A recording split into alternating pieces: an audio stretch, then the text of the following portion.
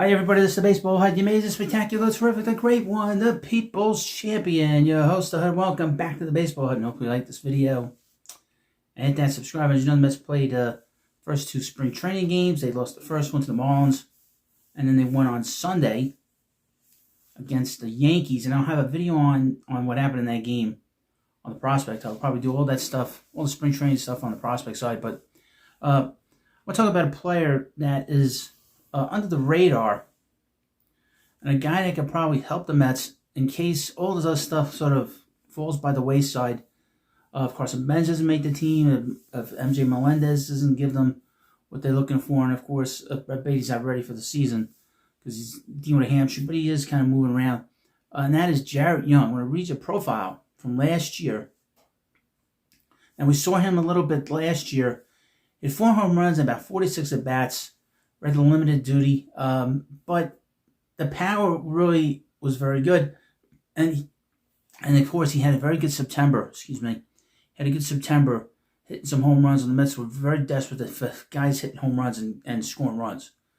But he's still here, and there's been no real talk about him. Now he can be an outfielder, he can be a DH, he can play infield, so he has versatility. So let me get into this. Jarrett Young ready to return to the majors. Of course, he was in Korea in 2024. It's no secret the Mets value diverse defensive versatility. It's also no secret the organization loves a Cinderella story. All right, let me just skip that part.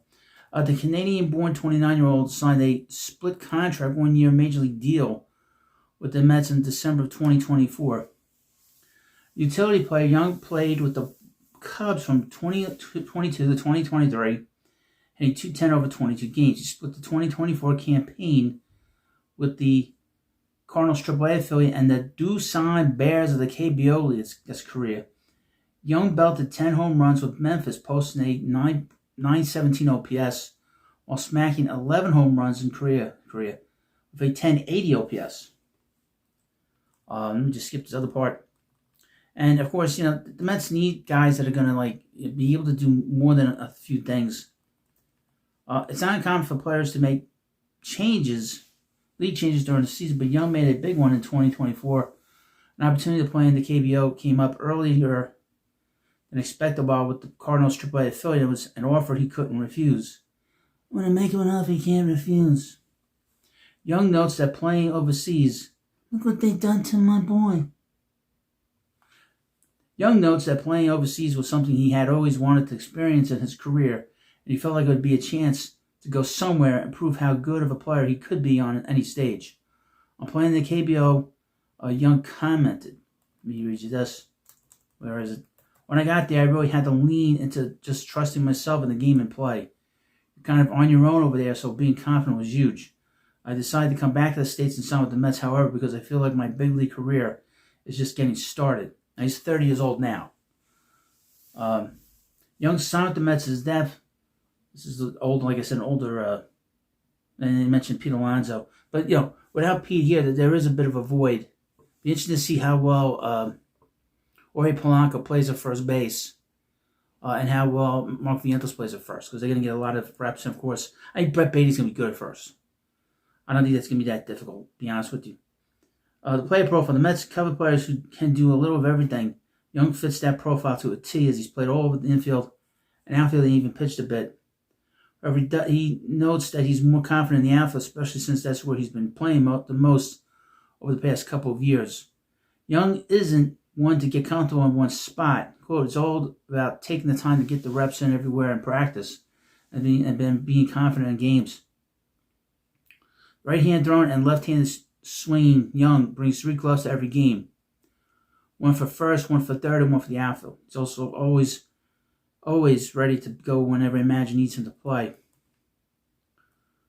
I'll need a couple of other things. I think it's great from the top down. Having old teammates is always the best. And Brandon Waddle and the Cubs guys have been great. Now, we mentioned Waddle, of course, pitched the opener for the Mets. He's another guy you got to keep an eye on, helping the Mets during the season.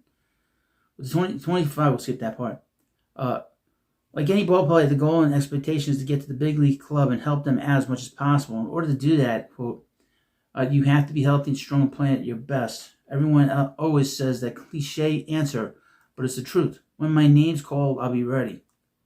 Well, that's really, I mean, he is a player that is under the radar, and he can fill a spot if the Mets need him. You know, there is some questions about some of the players on the Mets that are holdovers, like Mark Vientos. What kind of offense they're going to get out of him? What are they going to get behind the plate? What are they going to get in right field? Is Benj going to be with the Mets? Is Melendez going to be out there? Is Mike Tauchman going to be out there? We haven't mentioned him. I did a video on him during the week about him. Mets signed him maybe a week before. And, there is some thought as to what's going to happen with him because he's going to be in AAA, I would think, to start the season. But he could make this team as well. So the Mets have some options here in case there's an issue. Now, Young is on the 40-man roster, unlike Tauchman. Tauchman is a better player than Young, but Young's on the 40-man roster. That's a big advantage. I don't know how many options he has. Maybe he has options. I don't know. Tauchman would have to be put on the 40-man roster. And somebody would have to come off, or somebody would have to be put on the 60-day IL to add a player on there. You need to do that sometimes. But Jared Young has power. He does get on base, although he didn't show when he played here with the Mets last year. But his OPS plus was not that bad. It was 99. And considering he had 46 at bats, he had 180. 99 is not bad. It's 1% lower than the average major leaguer. So in that limited time, he was almost a average major league offensive player. So, you want to try to find value in things. And I would mention, people get so upset when the Mets sign these players to minor league deals, to split contracts, and they go ballistic.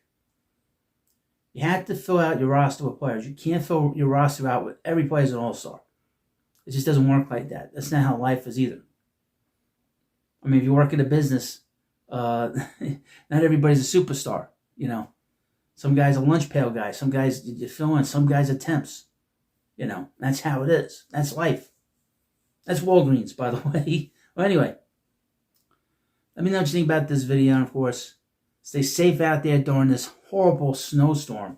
Oh, my goodness. I don't know when I'm getting back to work. But thank you for watching this video. And, of course, please subscribe to the Baseball Hut, and I'll see you later.